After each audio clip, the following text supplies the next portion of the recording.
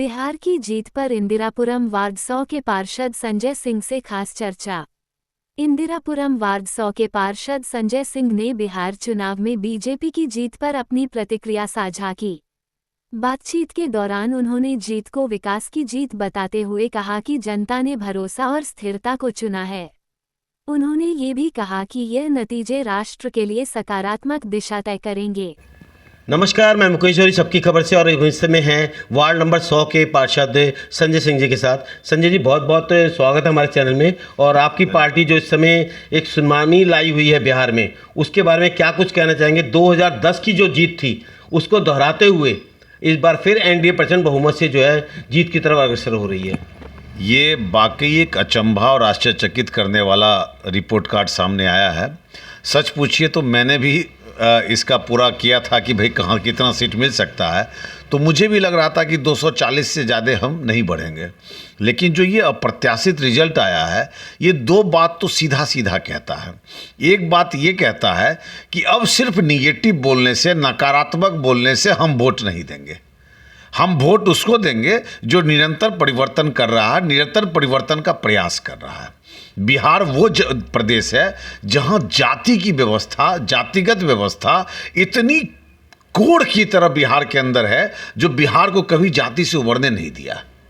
और उस व्यवस्था को तोड़ते हुए, क्योंकि आप कोई भी समीकरण लगा ले, अब ये हम खुल के कह सकते हैं, अब हम ये भी कह सकते हैं आपको कि मत कहिएगा जो मुसलमानों ने वोट नहीं दिया भाजपा को। जी, हमारा अर्थमेटिक्स कहता है, बिहार में एक अर्थमेटिक्स है, वहाँ पर काम तो काम का वोट है ही, साथ में अर्थमेटिक्स का वोट है।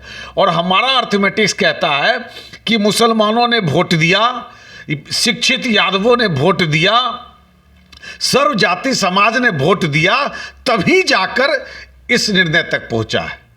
मतलब है कि बिहार बदल रहा है, बिहार बदलने की सोच लिया है।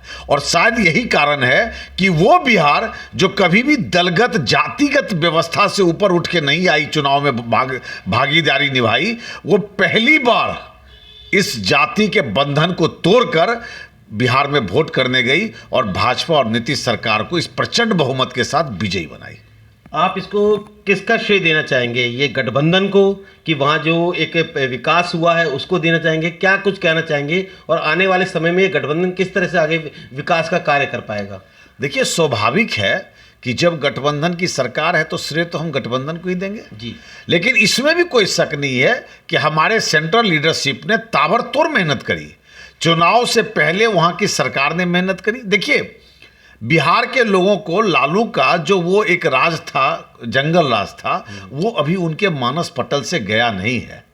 जो छोटी छोटी बच्चियों को नीतीश कुमार ने कभी साइकिल दिया होगा स्कूल जाने के लिए, उन बच्चियों को साइकिल से स्कूल जाना और स्कूल में मुफ्त शिक्षा लेना, आज वो बड़ी हो गई होंगी, बच्चे की माँ हो गई होगी, और उन्होंने खुल के वोट दिया। क्योंकि उन्होंने अपनी मतलब एक राजनीति में किस तरह से एक शिक्षा के अंदर एक बच्ची को, एक महिला को सम्मान मिला, बच्ची को सम्मान मिला, और वो पढ़ लिख कर बड़ी हुई, और जब वो महिला हुई तो वो इस कर्ज की अदायगी एक वोट के माध्यम से की है। आप समझिए, कहने का मतलब है कि महिलाओं ने जोरदार तरीके से इस गठबंधन के सरकार को वोट दिया। जो जातियां ये समझती थी कि भारतीय जनता पार्टी या जदयू की गठबंधन जो है हमारे लिए नहीं है। और तीसरी सबसे बड़ी बात है कि पिछली बार चिराग पासवान थोड़े अलग सलग से थे, हर जगह पे उन्होंने काउंटर फाइट किया था। तो एक बात मानने का है कि जो चिराग पासवान के अपने एक वोट बैंक हैं, वो लगभग 3 से 4% हैं।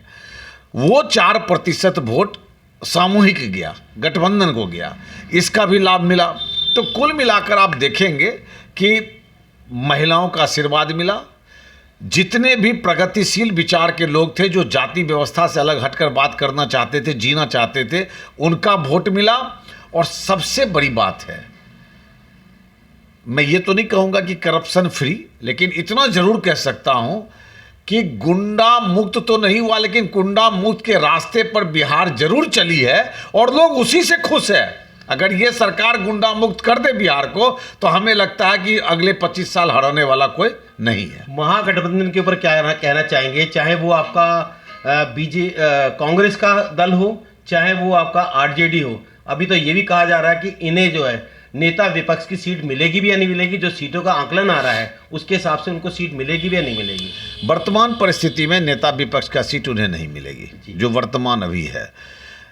नेता विपक्ष को और विपक्ष को ये समझना चाहिए, कभी वोट की चोरी की बात कर रहे हैं, कभी मोदी के जो माँ गुजर गई उसके नाम की गाली दे रहे हैं, कभी ये कह रहे हैं, मतलब आप एक भ्रामक प्रवृत्ति, आप ये कह रहे हैं या अल्लाह आशीर्वाद देना स्टेज पर चढ़ के, तो जो एक आपको क्या जरूरत है अल्लाह ईश्वर बोलने का? भाई अगर काम किए हो, जनता से वोट चाहते हो, आपने स्पेसिफिक ऐसे ऐसे शब्दों का क्यों इस्तेमाल किया?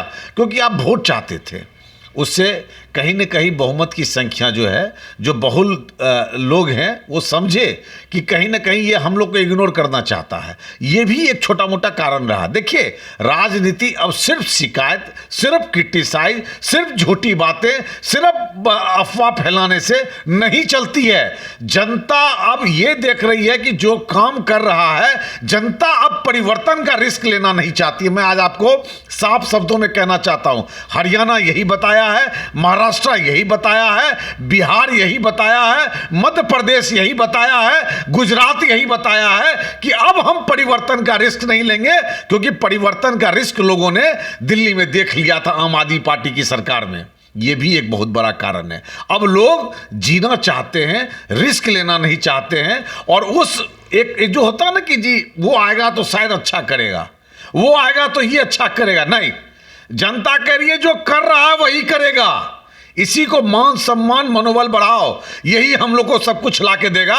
कोई अगर हमें सपने दिखाएगा डुगडुगी बजाकर, मैं ये कर दूंगा, मैं वो कर दूंगा, ये चोर है, ये लतखोर है, अब जनता इससे भ्रमित होने वाली नहीं है। जनता को सुख, शांति, समृद्धि, विकास जो चल रहा है वो चलते हुए आना चाहिए। चलिए, एक बार पुनः हमारे चैनल की तरफ से बहुत बहुत आपको और आपकी पार्टी को बधाई कि आप इस प्रचंड बहुमत से जो है जीत के अग्रसर हो रहे हैं। तो ये हमारे साथ थे संजय सिंह जी, जिन्होंने बहुत अच्छे ढंग से बिहार की कहा कि विकास और सभी धर्मों ने मिलकर इस गठबंधन को विजयी बनाया है और आईना दिखाया है विपक्ष को कि किस तरह विकास पे, कार्य पे जो है वोट मिलते हैं और वो किसी समाज विशेष पे नहीं मिलते। मैं मुकेश जौहरी, सबकी खबर, इंदिरापुरम, गाजियाबाद से।